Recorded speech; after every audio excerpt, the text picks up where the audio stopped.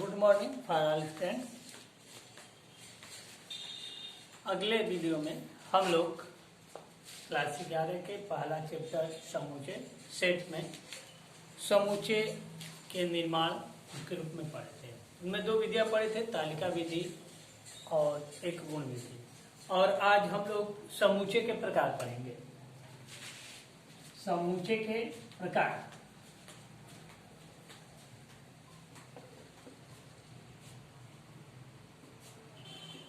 Type of sets. देखिए, समूचे के प्रकार में आपका आता है इसमें एक रिक्त समुच्चय।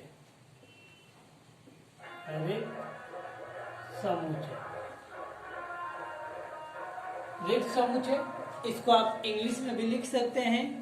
देखिए, नूल सेट या एम्प्टी सेट, नूल सेट या और एम्प्टी सेट भी लिख सकते हैं। इसमें आपका दूसरा जो आपका आएगा परिमित समुच्चय।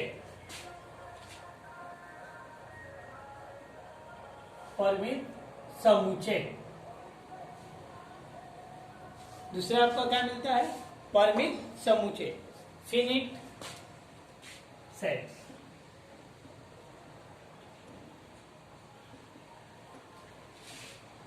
तीसरा अपरिमित समुच्चय।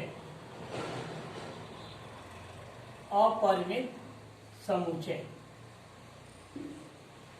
Infinitive sets.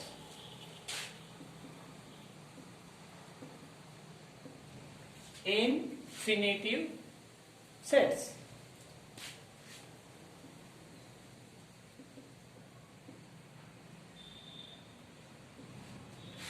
चौथा सम समुच्चय। सम समुच्चय चौथा आपका मिल गया सम समुच्चय, इक्वल सेट्स।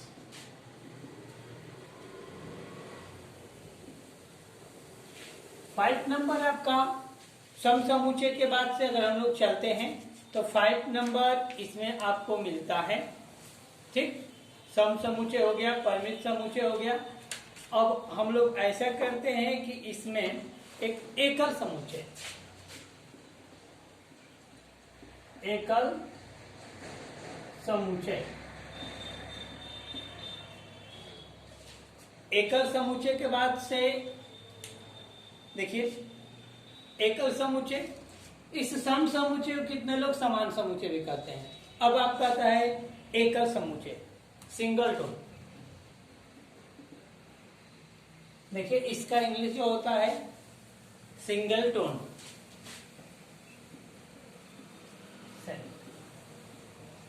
ये आपके समुच्चय के मुख्य रूप मिलेंगे। देखिए, रिक्त समुच्चय, परिमित समुच्चय, अपरिमित समुच्चय, सम समुच्चय, एकल समुच्चय। अब इन सब का अगर डिफिनीशन की हम बात करें, इन सब का अगर हम डिफिनीशन लिखेंगे तो देखिए, डिफिनीशन में सबसे पहले अब हम लोग हेडिंग डालते हैं रिक्त समुच्चय, एम्प्टी सेट्स।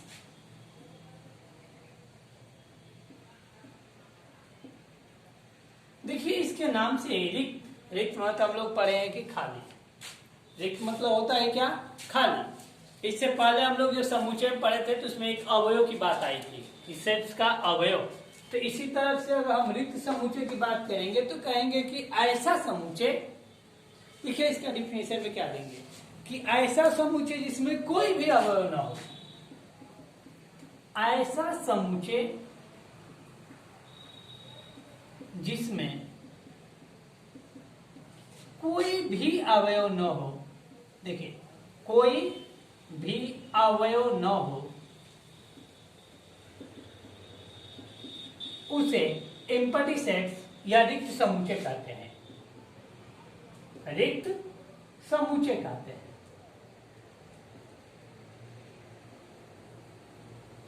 देखिए, इसका डिफिनेशन में क्या लिखे कि ऐसा समुच्चय जिसमें कोई भी अवयव न हो उसे रिक्त समुच्चय ये कहते हैं। नूल समुच्चय या एम्प्टी समुच्चय भी इसे कहते हैं। अब देखिए, इसे ग्रीक भाषा में फाइ से प्रदर्शित करते हैं। ग्रीक भाषा में देखिए, ये आपका ग्रीक भाषा में फाई से प्रदर्शित या प्रकट करते हैं। अब तो इसका डेफिनेशन आपको समझ में आ गया होगा। कहेंगे कि ऐसा समुच्चय जिसमें कोई भी अवयव न हो उसे हम क्या कहते हैं, रिक्त समुच्चय कहते हैं, और इसे ग्रीक भाषा में हम लोग फाई से प्रदर्शित करते हैं।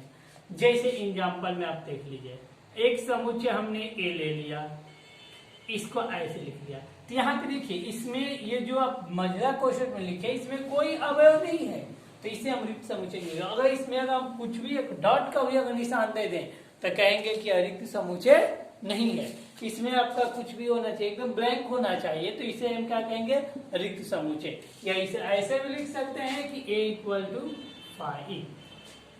पहला उदाहरण हो गया। दूसरा उदाहरण में अब चलिए उदाहरण क्या सवाल जैसा होगा सॉल्व करेंगे। अब बात आती है, ये पहला यदि लिख दिए, दूसरा आपका आता है परिमित समुच्चय। देखिए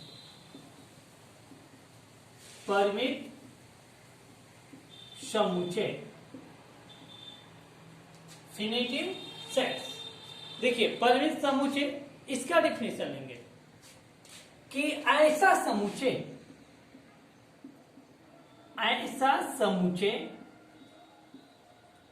जिसमें अवयवों की संख्या, ऐसा समुच्चय जिसमें अवयवों की संख्या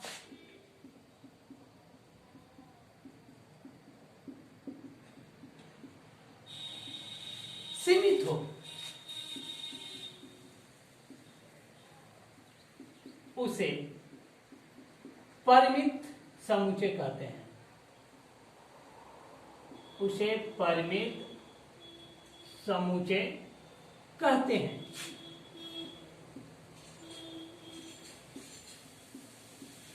जैसे ध्यान देंगे, ऐसा समुच्चय जिसमें अवयवों की संख्या क्या हो, सीमित हो। सीमित का हो तो समझ रहे हैं कि जिनको हम लोग काउंट कर सकते हैं, जिनको हम लोग काउंट कर सकते हैं, गिन सकते हैं, उसे हम क्या कहते हैं, अब परिमित समुच्चय कहेंगे।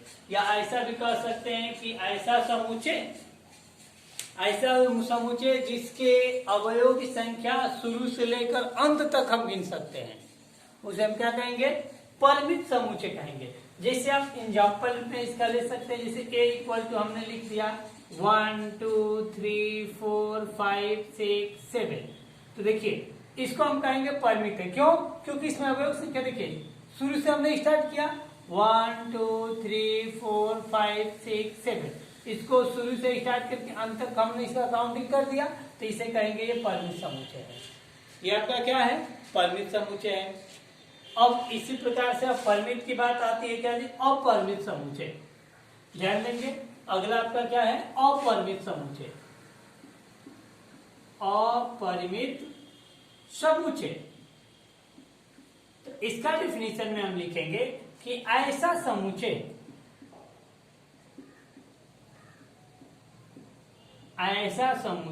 जिसमें अवयवों की संख्या सीमित न हो, जिसमें अवयवों की संख्या सीमित न हो,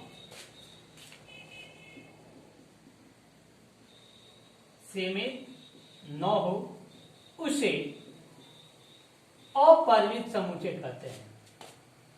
उसे अपरिमित समुच्चय कहते हैं।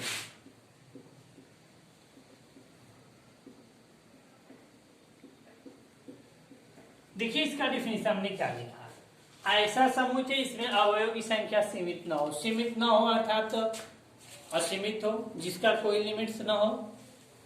तो इसका या इसका दूसरा भाषा में ये भी हम डिफिनेशन दे सकते हैं कि ऐसा सेट्स, ऐसा समुच्चय जिनका अवयव को हम लोग काउंट नहीं कर सकते हैं, या ऐसा समुच्चय जिनके अवयव को गिना नहीं जा सकता है, उसे हम क्या कहेंगे, अपरिमित समुच्चय कहेंगे, इन्फिनिटिव सेट्स कहेंगे। जैसे एग्जाम्पल में अगर हम लिख दें, ध्यान देंगे, जैसे एग्जाम्पल में हम लिखते रहे कि एक समुच्चय A equal to 1 2 3 4 dot dot, ऐसे डॉट डॉट कर दिए, इन्फिनिटी हो गया। चाहे आप एक और ले सकते हैं जैसे एक समुच्चय इक्वल टू यहाँ पे हम लिख दें कि सभी सम संख्याओं का, सभी सम संख्याओं का समुच्चय।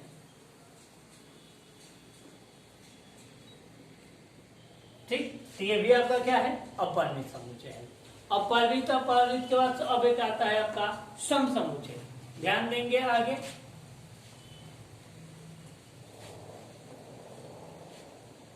अब हम लोग क्या लिखते हैं, वो सम समुच्चय।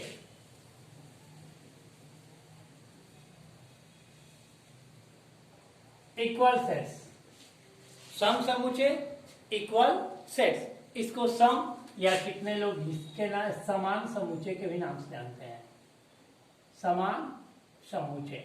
अब इसका डिफिनीशन तो एकदम हम लोगों के सामने स्पष्ट होगा, सम समुच्चय में क्या है, इसमें आपका दिया भी है।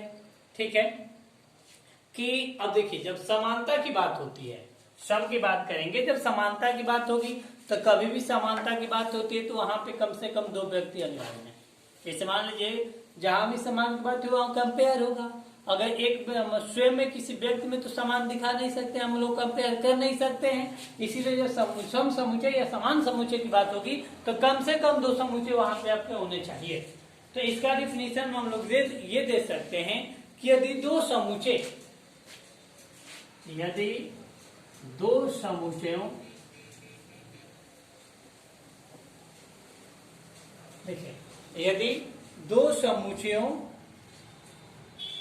के सभी अवयव, दो समुच्चयों के सभी अवयव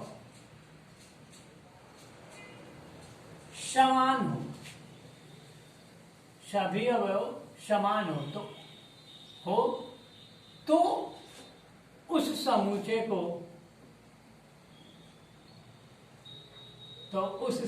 को सम समुच्चय कहते हैं। सम समुच्चय कहते हैं।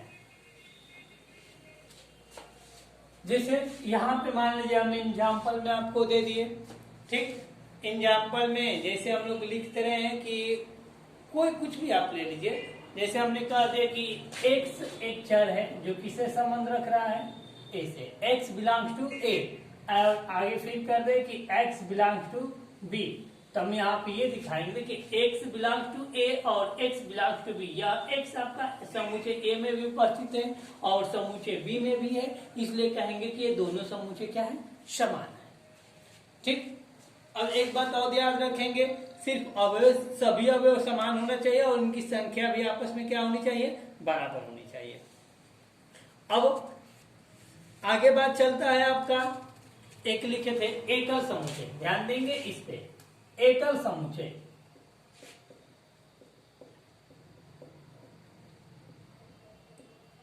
एकल समुच्चय, सिंगल टोन सेट्स। देखिए वह समुच्चय जिसमें केवल,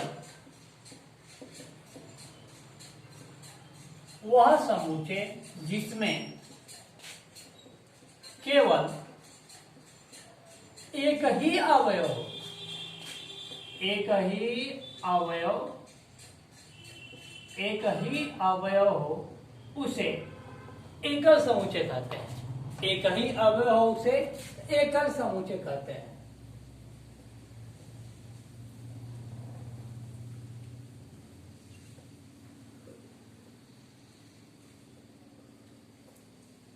ध्यान दीजिए, वह समुच्चय जिसमें केवल एक अवयव, उसे क्या कहेंगे, एकल समुच्चय। जैसे एग्जाम्पल के रूप में हमने लिख दिया कि एक समुच्चय a इक्वल टू, इसमें हम एक अवयव a लिखेंगे, तो इसे हम क्या कहेंगे, एकल समुच्चय कहेंगे।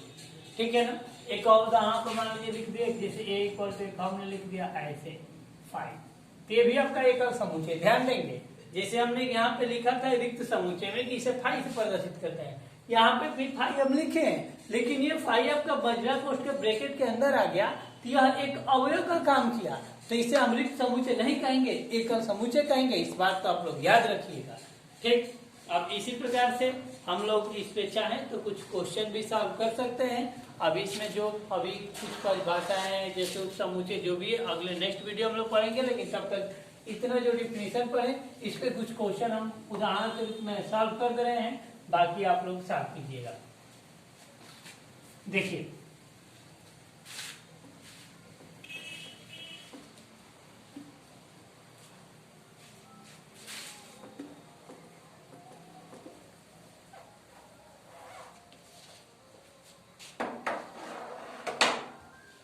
जैसे हम लिख देते हैं एक क्वेश्चन, आपको ये बताना है कि ये कैसा समुच्चय है, रिक्त समुच्चय है कि कैसा समुच्चय है या कि एकल है, ये सब बताना है।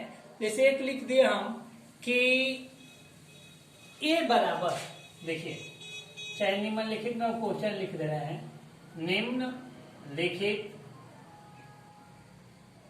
में एकल समुच्चय, एकल और रिक्त समुच्चय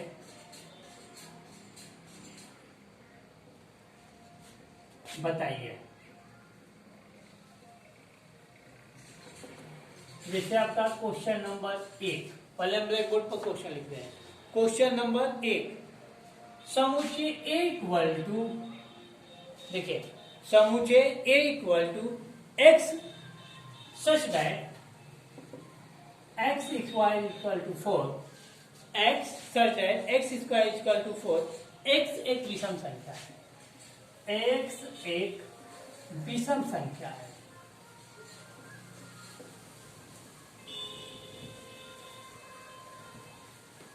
पहला, इसी में दूसरा नंबर क्वेश्चन आपके सामने हम बोर्ड पे लिख रहे हैं कि b इक्वल टू, तीसरा नंबर क्वेश्चन, ये आपका क्वेश्चन है, तीसरा नंबर क्वेश्चन आपका लिख रहे हैं c equal to x side x, c equal to x side x, अंग्रेजी वर्णमाला का अक्षर है, x अंग्रेजी वर्णमाला के, अंग्रेजी वर्णमाला के अक्षर, अंग्रेजी वर्णमाला के अक्षर जो ए से पहले आता है, अक्षर जो ए से पहले आता है। ध्यान देंगे, आपको ये बता चुके हैं हम कि जब भी आप समुच्चय में अवयव के रूप में लिखेंगे तो इसमें आप स्मॉल लेटर लिखेंगे, और जो समुच्चय को निरूपित करेंगे तो आप हमेशा आप कैपिटल लेटर का प्रयोग करेंगे। अब ध्यान देंगे, एक और हम लिख दे रहे हैं, एक और क्वेश्चन मान लीजिए, चौथा नंबर भी क्वेश्चन। जैसे एक और क्वेश्चन आपके सामने लिख रहे हैं कि डी इक्वल टू, समुच्चय D equal to x side x square, x side x square equal to 4 तथा 4x इक्वल टू 9, तथा 4x इक्वल टू 9। अब देखिए ये 4 क्वेश्चन हम लोग सॉल्व करेंगे। इसमें आपको क्या निकालना है, निम्नलिखित में जो एकल होगा उसको एकल लिखना है और जो रिक्त होगा उसको रिक्त लिखना है। अब इसके लिए हमको डिफिनीशन पे जाना पड़ेगा, जो हम लोग डिफिनीशन में पढ़े हैं, रिक्त समुच्चय, समान समुच्चय, परिमित समुच्चय, अपरिमित समुच्चय, उन्हीं डिफिनीशनों पे इसको सॉल्व करेंगे। जैसे अब हम सॉल्यूशन में लिखते हैं तो सॉल्यूशन में पहला क्वेश्चन नंबर देखिए, a equal to x such that x square equal 4, x एक विषम संख्या है। तो ध्यान देंगे, जैसे a इक्वल टू अगर हम लोग लिखेंगे कि कैसा समुच्चय है, तो ध्यान देंगे इसको कैसे हम लोग सॉल्व करेंगे, इसके नियम पे ध्यान देंगे। चूंकि देखिए यहाँ पे हम लिखेंगे कि ये जो समुच्चय a है, समुच्चय a क्वेश्चन के अनुसार समुच्चय ए के सभी अवयव, समुच्चय ए के सभी अवयव क्या होंगे, विषम होंगे। समुच्चय ए के सभी अवयव विषम है। चूंकि हम लोग देख रहे हैं कि x इक्वल टू क्या दिया है 4 और x equal two plus minus 2, तो प्लस माइनस 2 आपका सम है, ये आपका क्या है, वो सम है। हम यहाँ पे क्या पढ़े कि समुच्चय ए के सभी अवयव विषम है, अतः इसमें कोई मैच नहीं कर रहा है, ये सम है, ये विषम है, अतः हम लोग क्या लिख देंगे कि a इक्वल टू 5। ये जो है यह है रिक्त समुच्चय, ये आपका क्या है रिक्त समुच्चय। क्यों, क्योंकि एक इस सभी अवयव कह रहा है कि विषम होना चाहिए, लेकिन हम लोग को क्या मिल रहा है, सम। अर्थात ये जो आपका नियम दिया है इसके लिए यह शर्त, मतलब विषम के लिए यहाँ पे जो ये नियम है वो लागू नहीं हो रहा है, इसीलिए क्या है आपका सम हो गया, रिक्त समुच्चय हो गया। दूसरा क्वेश्चन में हम लोग क्या लिखे हैं, देखिए दूसरा आपका स्पष्ट एकदम दिखाई दे रहा है कि b इक्वल टू 0, ये आपका एकल है क्योंकि इसमें मात्र एक समुच्चय है, तो यहाँ पे क्या लिखेंगे, वो यह एक एकल समुच्चय है। अब एकल समुच्चय के बाद जो तीसरा आपका नंबर दिया है x x, अंग्रेजी वर्णमाला के अक्षरों जो a से पहले आता है, ध्यान देंगे अंग्रेजी तो हम लोग नीचे क्लासेस पढ़ते आ रहे हैं, आपका ए से पहले कोई अंग्रेजी वर्णमाला में अक्षर है ही नहीं। हम लोग जब भी पढ़ेंगे तो स्टार्ट करते हैं कि ए बी सी, ए से पहले कोई लेटर आता है, नहीं आता है, तो कहेंगे कि अभी हम लोग का कथन में है कि इस एक्स का जो भी मान होगा वह रिक्त होगा, तो यहाँ पे में दिखाएंगे, ये भी आपका क्या हो गया, रिक्त समुच्चय, इनपटी सेट्स। अब बात आती है चौथा नंबर क्वेश्चन की, तो जब चौथा की बात आती है कि x = 4 तथा 4x = 9, तो यहाँ पे देखेंगे कि यहाँ पे आपका क्या मिला है, चौथा। यहाँ पे जब चौथा को देखेंगे तो चौथा में सॉल्यूशन में देखिए इसको क्या लिख रहे हैं, x = कितना हो गया 4 और x = ±2 तथा अब देखिए 4x = 9 और x = 9/4, ये दोनों आपका x की वैल्यू यहाँ पे इक्वल नहीं आ रही है, ये डिफरेंट हो रही है, अर्थात मैच नहीं हो रहा है, तो इसको ये सेटिस्फाई नहीं करेगा। जब सेटिस्फाई नहीं करेगा तो यहाँ भी हम दिखा देंगे कि ये जो सेट्स दी है ये भी आपका क्या है, रिक्त समुच्चय। इसी प्रकार आपके क्वेश्चन मिलेंगे, आप क्वेश्चन सॉल्व कीजिएगा। अब बाकी अभी समुच्चय के कई पार्ट्स, कई अभी इसका डिफिनीशन है, ये नेक्स्ट वीडियो में। धन्यवाद।